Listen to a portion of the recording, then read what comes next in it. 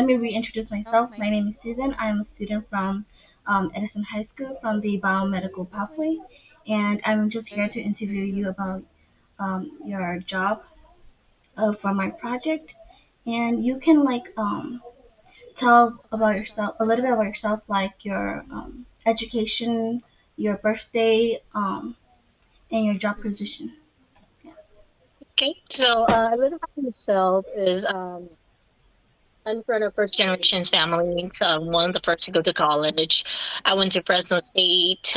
Just got Fresno, like once you're in college, there's a lot of myth that you'll finish within 4 years. There are very few people that can do that, but if you can't get your class, then it's gonna take you as long as it took me. It took me 6 years to get my BA. I mean, BSN or the Bachelor of Science Nursing. Mhm.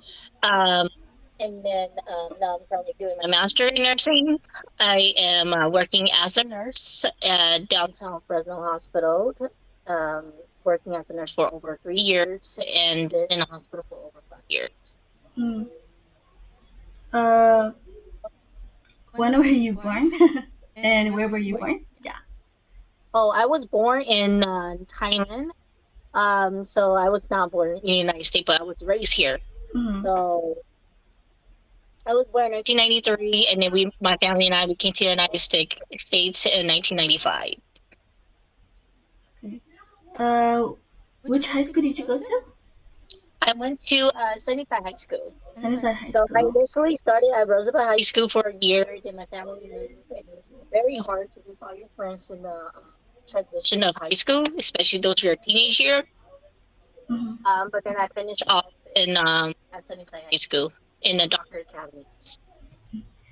So was so you did mention in the last interview that you are a float nurse, right? Yes, that's still the same thing. It's a float Okay. nurse in downtown Fresno. Okay, I just want to know what inspired you to major and pursuing your career to pursue So your what? career. To be honest, I don't think I mentioned this in the last class. But then, what encouraged me to become part of the health profession is because when I was in sixth grade, I have this friend, one of my best friends, when I was a child, and we would always compete each other. Like, Mhm. oh, what do you want to do? And she's like, oh, I'm gonna become a doctor. I'm like, okay, then I'm gonna become a doctor too. I'm gonna exceed your expectation. I'm gonna beat you. And that's kind of what pushed me to go to the health profession. And when I found out that I really like nursing or want to help people, that's what really pushed me to become to major in nursing. You need to have the compassion. You need to have the empathy. You need to have the love to help others to really go to this profession because it's really when I say competitive, it's competitive to get in as well as competitive to survive Mhm. in the workplace. Okay, thank you. So what was your major at Fresno State? Like, But what for did you my major? major in Fresno Mhm. State, which is pre-nursing, so it's Pre-nursing. pre-nursing, then you go into nursing. So it's interesting, but in Fresno State and also in Fresno City, whichever you go to, your Mhm. major is going to be pre-nursing until you get into the nursing program. Then your major changes into nursing. Mm. So it will be challenging to get those prerequisites in as to prerequisites in for nursing because there's a lot of other majors that use the same course as you. So you will have to compete with them. And then I would highly encourage you to apply to EOP program. So it's the Educational Opportunity Program Mhm. that is available for first generation family students. And that program would boost your registration date up Mhm. higher and it make you stand out a lot more so you get to register for your class a lot sooner compared to other students. Right. So were there any programs that you were in at Fresno State? But Like. yes, there's a lot. So I actually have quite a bit of accomplishments starting at Fresno State. Mhm. I was also a Dell Scholar. I also won the Dell Scholarship. If you ever heard of that, it was a $20,000 grant. Mhm. Not scholarships that once you complete in high school, you get it, and that helps you pay for your tuition. So I did not have any Oh. loan at all when I was in college. Even though financially help, it does not cover for everything. So I had the scholarship to help me, as well as the EOP program that I was telling you about. Every semester, they send you an additional 500 to $1,000. That helps. So you need to, I encourage you and other students to like look for scholarships because those are free money out there. Not a lot of students apply because they're too lazy to write an essay. Mhm. They don't have time to write an essay. So that's why they don't get those money. It's Mhm. free. So go out there and get it. Mhm. So, as a float nurse, what are your duties and responsibilities? So as a float nurse, float is just basically the specific department that you're in. As a nurse, you have the duty to so as a float nurse, it's basically I go to all the different floor from medical surgical to elementary cardiovascular to neuroscience, pediatrics, as well as rehabilitations, uh, step down, and then to also OCD. So Mhm. so as a float nurse, a little bit more challenging because you need to have a general experience in all the field, which you Mhm. will get if you're hired on. And then as a nurse in general, you need to have a responsibility to take care of your patient. Once you get into shift, you're gonna get receive report from the knock shift, or depends on what shift you are. The Mhm. nurse that was caring for the patients.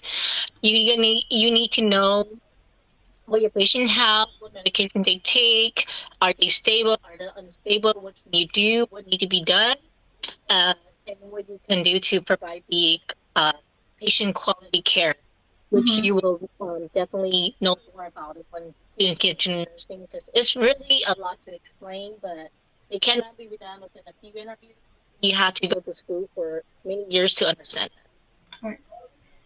So, working as a float nurse, do you get exhausted from like switching to one unit to another unit? that. I don't get exhausted because I have a lot of energy. That's why I chose Mhm. to become a float nurse. And I'm still young, so I don't have that exhaustion.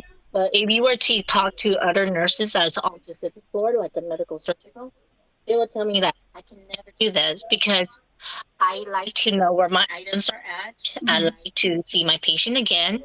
So that's what their response to me. But me, I like challenges. So if you like Mhm. challenges and you want a new environment every day, and then not see the patient tomorrow, Mhm. then become a float nurse. But that's how I am.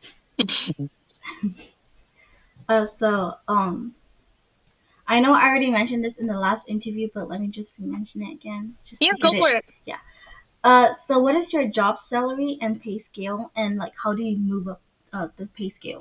Like how do you move the pay scale? Yeah, what was the last part? How do you move up the what? Like like um like how do you move up? How do you move up the pay scale? Like how do you like get this amount of money to go up? Like starting. Oh, you Yeah. mean how do I increase my salary? Yeah. Yeah. Yeah. Like, Yeah. yeah, okay. So starting wise for any nurse, the lowest that I have seen is 60,000. The lowest. The highest starting pay depends on where you get. You could start at like 75,000. Mhm.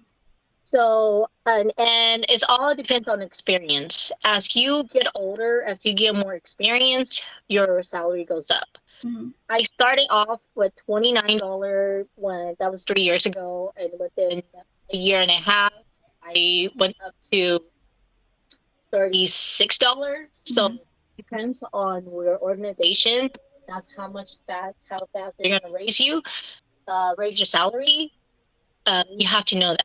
So when you hire onto any kind of organization, you need to learn about what's out there. The reason why I don't want to give you a specific amount because every Mhm. facility is different. Every organization is Oh. different. So starting pay is when I got hired was 29. However, right now starting pay is like at 32 because everything went up. All Mhm. of the taxes increase, so it really depends on or where you live as well.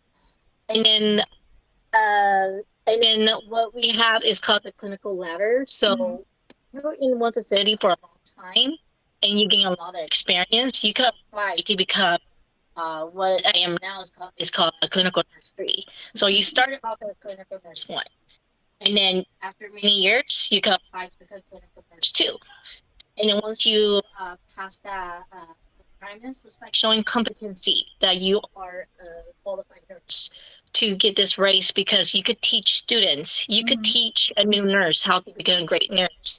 Mm-hmm. And then as for now, I'm a clinical nurse three. So a clinical nurse three meaning that I'm a leaderships. So I want that how it leads the younger nurses to become competent nurse. So it takes years. Some places take longer to go up. My Mm-hmm. as a float nurse is much easier for me to go up because Mm-hmm. not everybody wants to become. And then and then also it does take a lot of responsibility. It has you need to be talented as well as have doing and be competent in nursing. And I'm sure if you become a nurse, you will become competent within a few years of your nursing career. Mm, okay. Um, what are some personal characteristics that are needed for your work field? Like You have to personal. have good communication skills.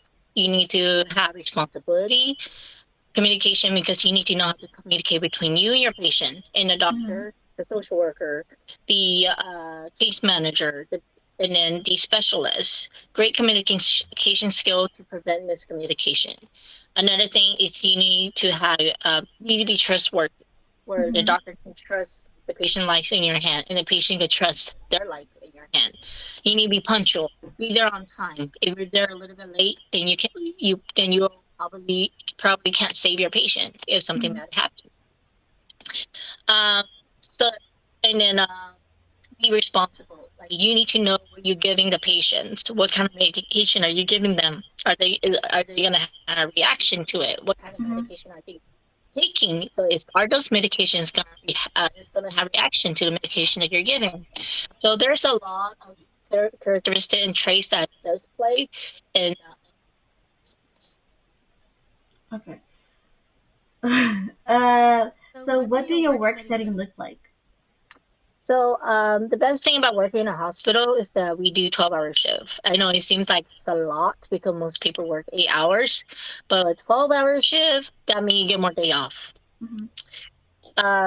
Like your teachers, they probably work 5 days a week, and then they have every holiday and a weekend off.